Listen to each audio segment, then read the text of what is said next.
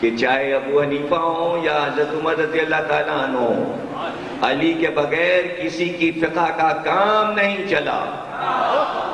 اس نے لکھا کہ حضرت عمر نے فرمایا مسجد نبوی میں کہ جب علی موجود ہو مسجد میں کوئی فتویٰ نہ دے۔ ارے حضرت عمر تو منع کرتے تھے کہ علی کے سامنے فتویٰ نہ دو، ہمارا مجتہد ولایت علی پہ فتویٰ دے رہا۔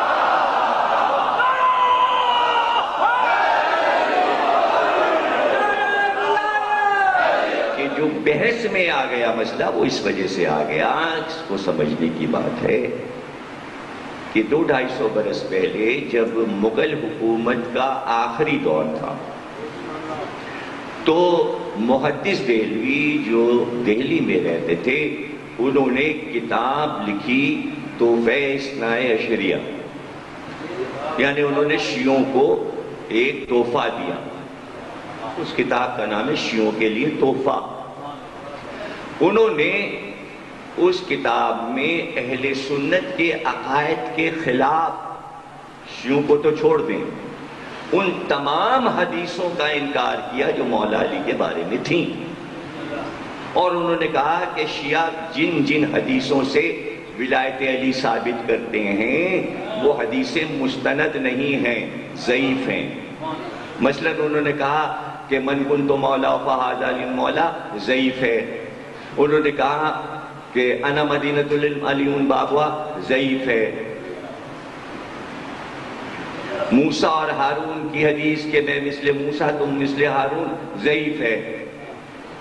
منطق طیر جو کہ حدیث طیر ہے کہ جس میں رسول اللہ نے بھنے ہوئے تیتر کو دیکھ کر تمنا کی کہ پروردگار جو تیرا سب سے عزیز بندہ ہے اس کو بھیج دے، تو تمام صحابہ جو کہ موجود ہیں وہ کہتے ہیں کہ اس وقت علی نے تقبل بات کیا، اور پھر جب علی آئے تو رسول اللہ نے کہا میں نے اللہ سے دعا کی تھی اپنا عزیز ترین محبوب ترین بندہ بھیج دے جس کے ساتھ میں یہ کھاؤں تو اسے حدیث طیر کہتے ہیں۔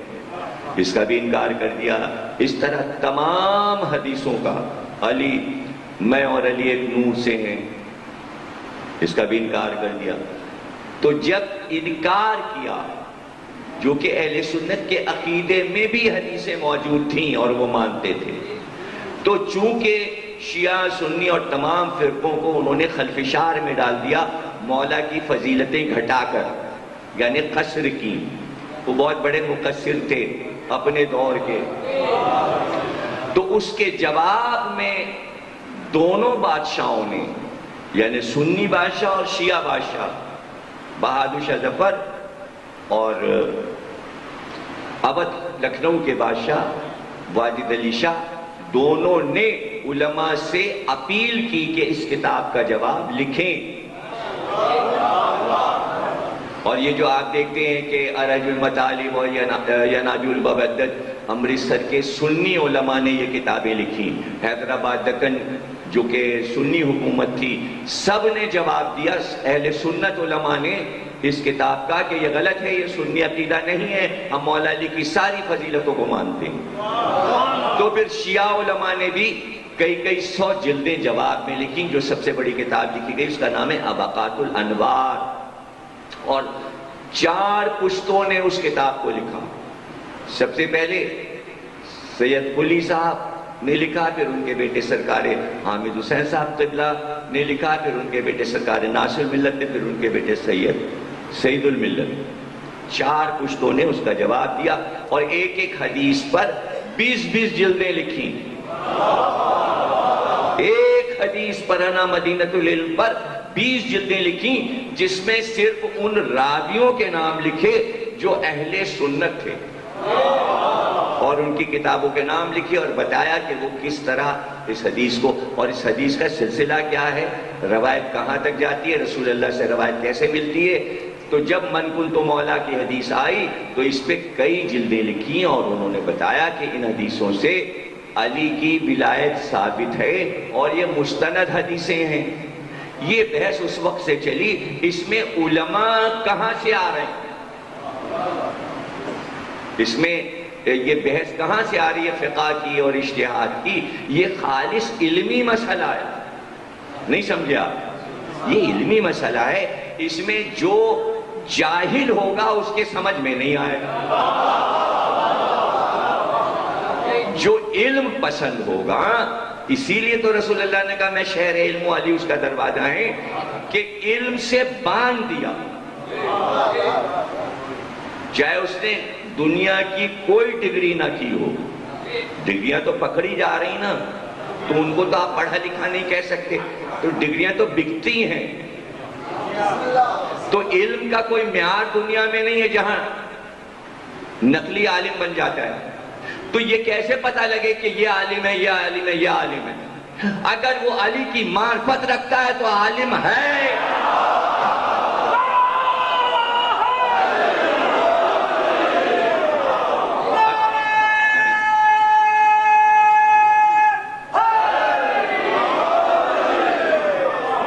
اور اگر وہ ذرا سے بال برابر بھی علی کی مخالفت کا سمجھ جائیے جاہل ہے، اور جواب جاہلاں خاموشی باشا.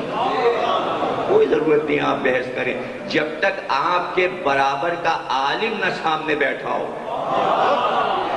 کبھی گفتگو نہ کریں، اس لیے کہ یہ سارے خالص علمی مسائل ہیں، اور آپ کے اوپر کوئی حجت نہیں ہے کہ آپ تبلیغ کرو.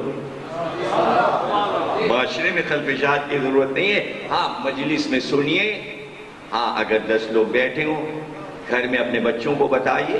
وہاں کوئی گھر میں نہیں آئے گا، آپ کھانا کھا رہے ہیں، دسترخوان بچھا ہوا ہے، دسترخوان اٹھے، بچے بیٹھے، سونے سے پہلے بچے بیٹھے، آپ انہیں ولایت علی بتا دیجئے. وہاں نہ مجتہد آئے گا، نہ فقیہ آئے گا، نہ کوئی آپ کو بتانے آئے گا، نہ پولیس آئے گی، نہ تھانہ آئے گا. آپ کو منع کیا ہے کسی نے کہ آپ اٹھتے بیٹھتے اپنے بچوں کو بتائیے؟ جابر بن عبداللہ انصاری ڈنڈا لے کے مسجد میں روز آ جاتے تھے نماز کے وقت، اور ڈنڈا مار مار کے مسجد نبوی کے فرش پہ کہتے تھے کیا کر رہے ہو؟ اپنے بچوں کی پرورش ولایت علی پہ کرو.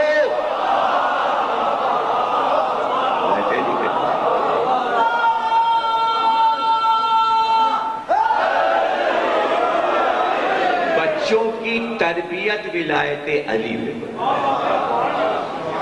تو اس میں کیا پابندی ہے؟ یہ کوئی نہ اسکول کا مسئلہ ہے، نہ کالج کا مسئلہ ہے، نہ مدرسے کا مسئلہ. بچہ تو آپ کا ہے. ماں اور باپ کا فریضہ ہے کہ وہ گھر میں پکا کر دیں بچے کو ولایت علی میں. اب وہ کہیں بھی جائیں تو اس کا عقیدہ ہلائے سے نہ ہلے، پہاڑ کی طرح جانے دو. اور ماں باپ کی بتائی بات بچے کے دل میں اتر جائے، بچپن میں اتر جاتی ہے. اس لیے یہ آپ سب کی ذمہ داری ہے. عالم اور خطیب اور مجتہد صرف اس کی ذمہ داری نہیں ہے، تمام علی کے چاہنے والے، کہ آپ کا اپنا حق ہے اپنے بچے اور یہی طہارت اور پاکیزگی ہے کہ آپ اس کو بتائیں، آپ اس کو سکھائیں، اور اسے کہہ دیں کہ یہ چھوڑنا نہیں ہے. یہ 1400 صدیوں کا سفر اسی طرح ہم نے طے کیا ہے کہ جنازوں میں شریک ہوتے ہیں، علماء کی قبروں پر آتے ہیں. شیخ مفید کا انتقال ہوا، قبر بنی، امام نے گیلی تھی مٹی قبر کی، انگلی سے مرثیہ لکھ دیا. شیخ مفید کا مرثیہ لکھ دیا امام زمانہ. تو جہاں پر امام کی آمد ہوتی ہے کہ مومنین سے زیادہ ملاقات ہو، وہ حج کا زمانہ ہے. حج ہو ہی نہیں سکتا اگر امام زمانہ کعبے میں نہ آئے. حج شروع نہیں ہو سکتا.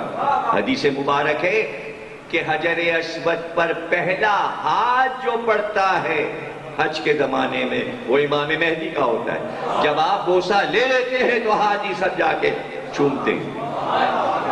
طواف کر رہے ہوتے ہیں، مومنین کے چہروں کو دیکھ رہے ہوتے ہیں، مومنین انہیں دیکھ رہے ہوتے ہیں. طواف کے درمیان میں زیارت ہو رہی ہوتی ہے، لیکن دل پکار کے نام نہیں لیتا، اس لیے کہ منع ہے. صفا مروہ کے درمیان میں مومنین کے ساتھ چل رہے ہوتے ہیں. مسجد نبوی میں جب حاجی سارے نماز پڑھنے آتے ہیں تو امام موجود ہوتے ہیں. اس لیے کہ جب نماز پڑھ لو، نماز ختم کر لو، تو مڑ کے مسجد کے دروازے پہ ضرور دیکھا کرو۔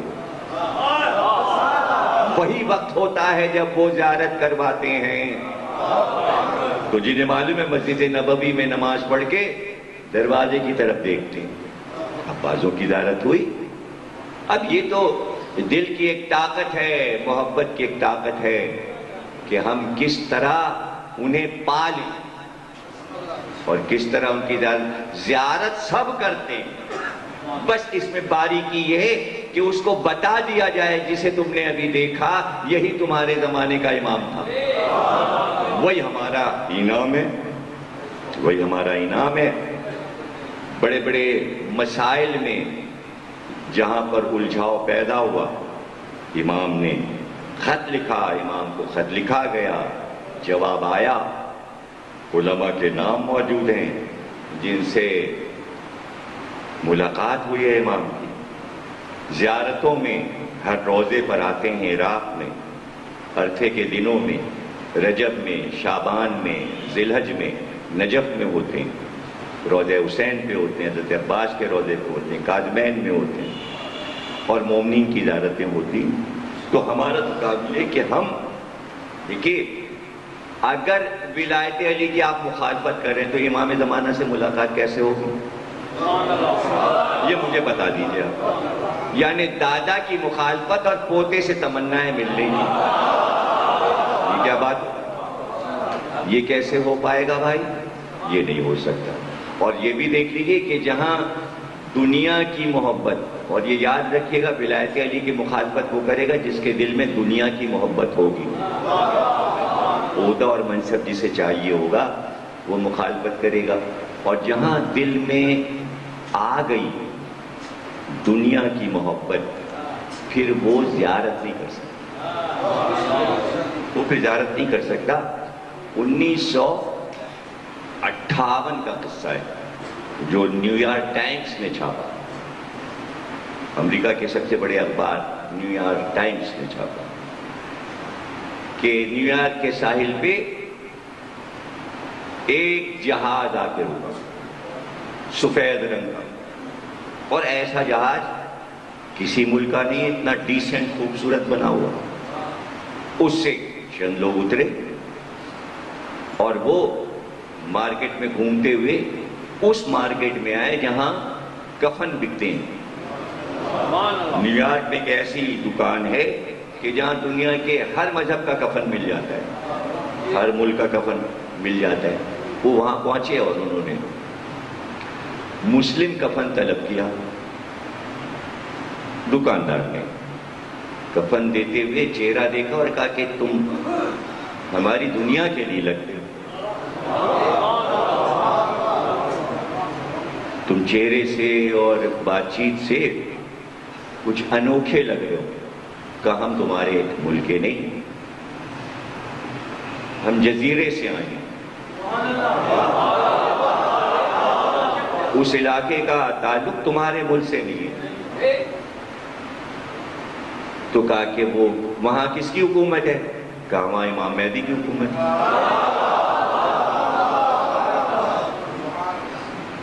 کہا تو یہ کفن لینے یہاں کیوں آئے ہو؟ کہا ہم کسی بھی ملک سے سودا خرید سکتے ہیں، قرآن یہاں کا نکلا تو ہم یہاں آ گئے، ایک مومن کا انتقال ہوا ہے اس کے لیے کفن لینے آئے۔ کہا تو جہاں تم رہتے ہو وہاں کی سیر ہم کر سکتے ہیں؟ کہا کہ بغیر اجازت وہاں کوئی جا نہیں سکتا۔ کہا ہم ساحل تک تمہاری سواری دیکھنے چلیں گے، اور اگر تم وہاں سے اجازت نامہ ہمارے لیے منگاؤ تو ہم بھی چلیں، تمہارے امام کو دیکھیں۔ ان کا یہاں ٹھہر جاؤ، انتظار کرو۔ وہ جہاز پہ سوار ہوئے، جہاز غائب ہو گئے۔ تھوڑی دیر کے بعد پھر جہاز واپس آیا۔ کہا ہم نے تمہاری عرضی پہنچا دی تھی۔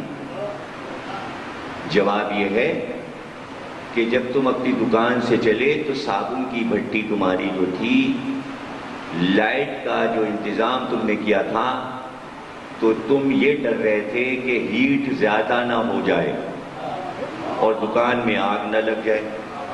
پورے راستے تم دنیا سوچتے ہوئے آئے, زبان سے تم کہہ رہے تھے ہمیں لے چلو, اور دل میں تھی دکان کی محبت, اس لیے تم وہاں جا نہیں سکتے,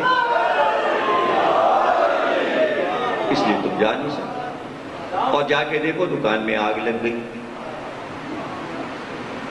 پتہ چلا جس کے دل میں دنیا کی محبت ہے اور امامت سے انکار کر رہا ہے, سوا آگ کے کیا ہے, یہاں بھی آگ وہاں بھی آگ. تو اس طرح کے واقعات یہ زمانہ بدلے گا, سب چاند ستارے مہدی کی چوکھٹ کے دیے بن جائیں گے.